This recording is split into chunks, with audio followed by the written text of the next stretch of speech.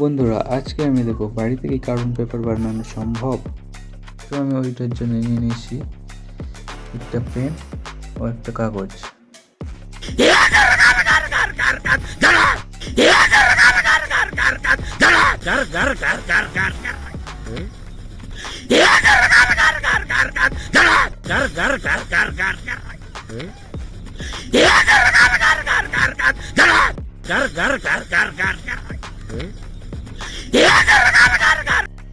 এটা বানাতে তো পুরো আমার হাতই ব্যথা হয়ে গেল, তো কার্বন পেপার তৈরি হলো না পুরোপুরি, তাই আমি কাগজটা কিছুটা কেটে নিলাম।